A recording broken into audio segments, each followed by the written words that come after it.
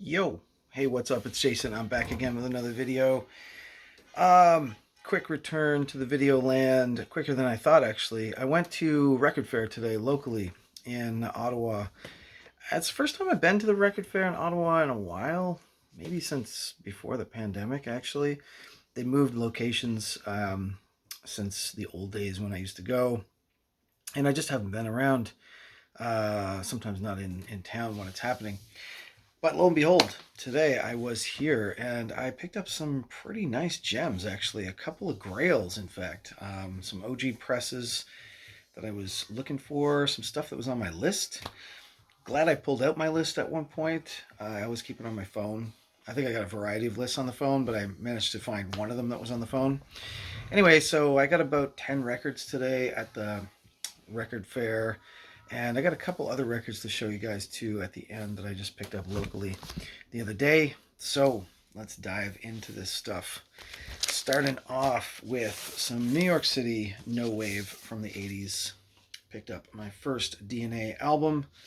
Always had these guys on compilations, etc., but I never had full length. This is A Taste of DNA, which I think is maybe like a compilation of their earlier stuff. Originally came out, this is an OG press from 1981 on American Clave, and it's Arto Lindsay's group, along with Iku Mori and Tim Wright. Great stuff. I've been stocking up on a lot of like New York punk funk, no wave stuff from ESG to Liquid Liquid, Optimo, James Chance and the Contortions, Lydia Lunch, of course the Swans. Kind of have a little bit of no wave in the earlier releases.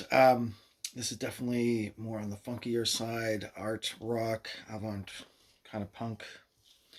Really cool record to pick up. I noticed that this got reissued not too long ago on Superior Viaduct. Wouldn't mind getting the reissue of that too, because they do a good job.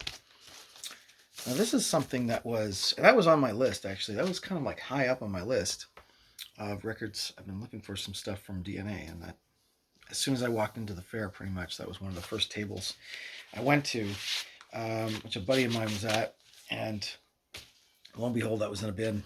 So yeah, picked it up. Also got a copy of this. Decided to scoop up some Wall of Voodoo. This is one of their classics on IRS label. This is the Canadian pressing. There's only one Canadian pressing, I guess, with these nice gray IRS labels. Just a really kind of funky, oddball new wave band, right? Wall of Voodoo.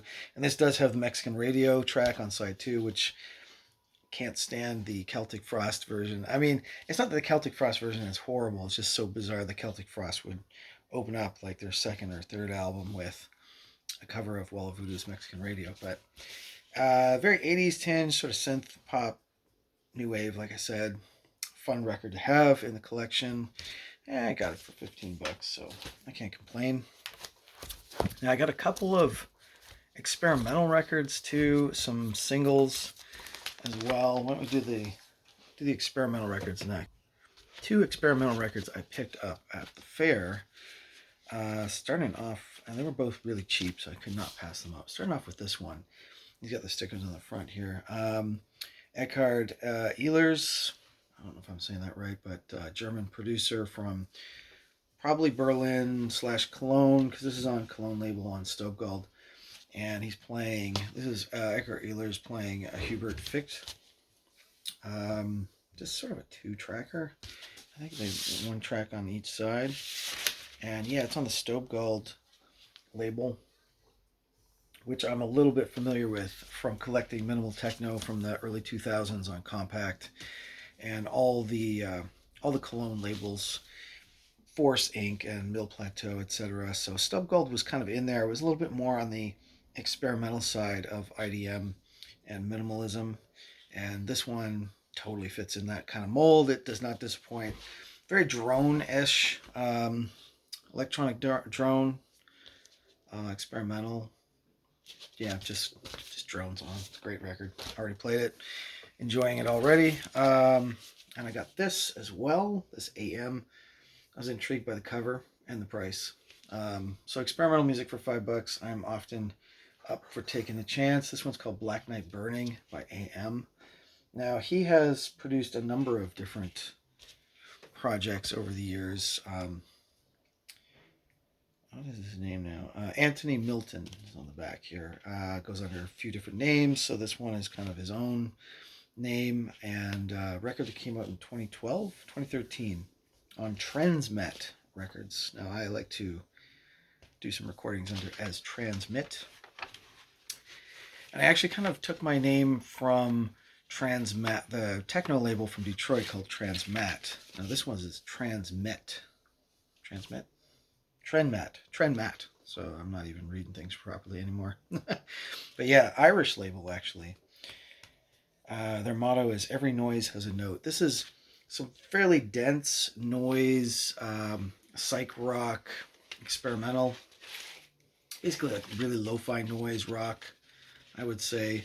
Kind of drony, and I keep showing the vinyl because it's like a purple vinyl that does match the cover quite well. So anyway, that was kind of a cool pickup. And yeah, this guy AM Anthony Milton is from New Zealand, where there's lots of experimental stuff. Getting back here to our country, Canada, this was a total gem that I found. This is exactly a grail that I've been kind of looking for years. I think I've only seen this maybe twice, one or two times at record fairs or shops off and on, but didn't pick it up. But I've been looking for this for years, since I was a kid, and I saw a music video by this band.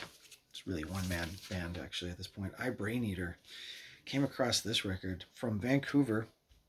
This was a art punk project, synth punk as well. Sort of lo-fi, out of BC, like I said, in the 80s. I think this is 1985, and it is totally a self-release. This is the debut album. I think he has a second record, Eyebraineater. This is a self-release. No labels on this thing.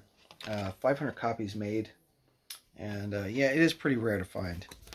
In fact, and most people that I tell or discuss Eyebraineater with have never heard of this project at all.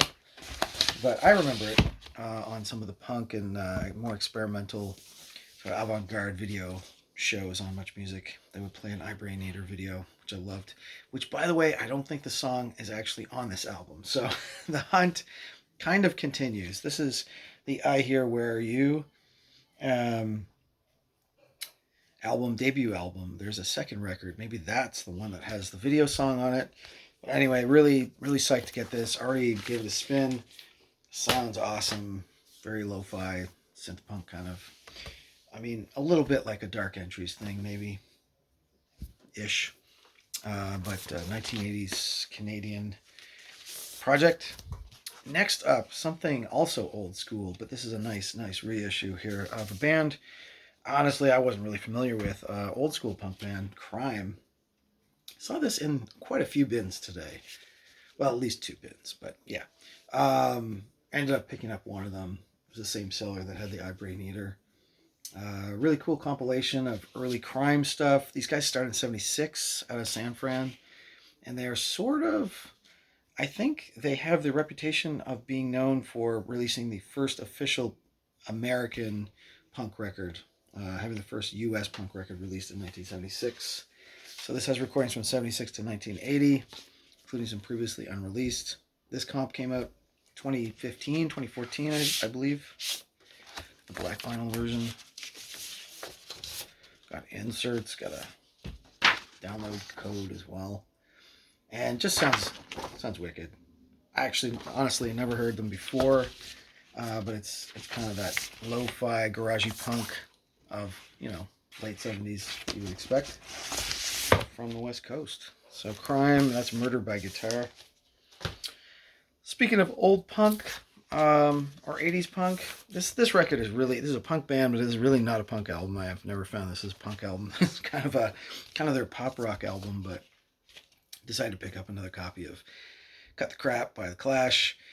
This is their 80s, late 80s. This is like their last album, I believe. In fact, I don't know if Mick Jones had already jumped the ship at this point on The Clash, but Yeah, this album's kind of a big disappointment. It's probably like the worst Clash album for most fans. Oddly enough, it's one of the first Clash records I ever owned as a kid because growing up in the '80s, I remember buying this on cassette and immediately thinking, "Wow, this is fun, but is this punk? Like, this doesn't sound like anything like the Dead Kennedys or DOA or even the Pistols for that matter. Especially definitely did not sound like any hardcore punk that I was listening to. It was quite palatable. But yeah, it does have a really great track. A really great pop track really is "This Is England" is on here, which the TV show in the UK used or was named after that. So good to get in the collection anyway. It wasn't too pricey. It was like $20. Canadian pressing. There was only one Canadian pressing, and that is it. Now, just quickly show you guys some of the singles I picked up. There were some DJ singles at the fair, including a Rob Soul record that I got.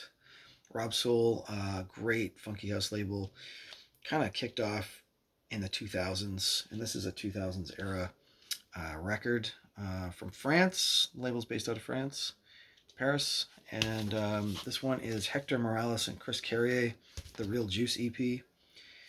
Fun single, 2 tracks, definitely works. Funky, kind of Jack and House sort of style. Quality stuff on Rob Soul.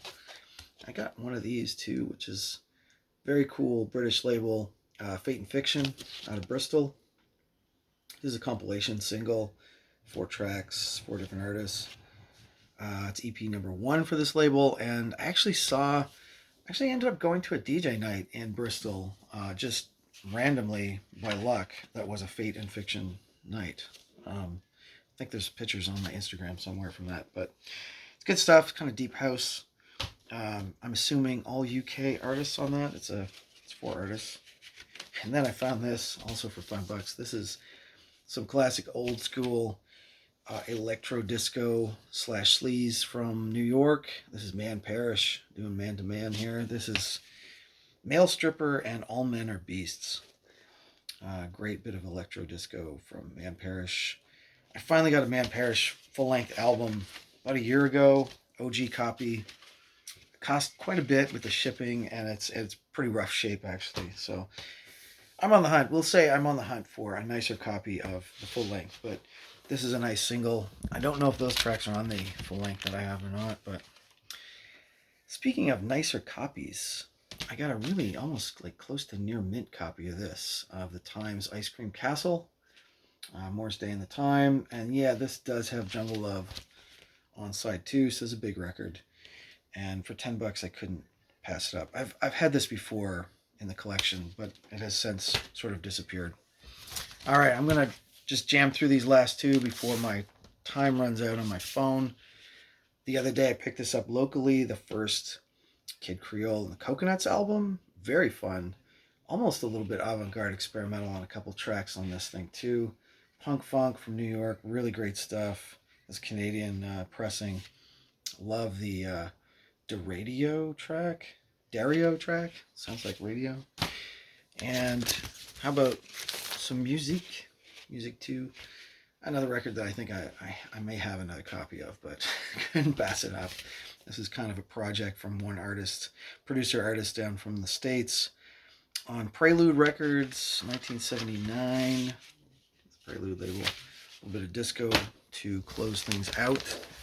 Last but not least, got this in the mail.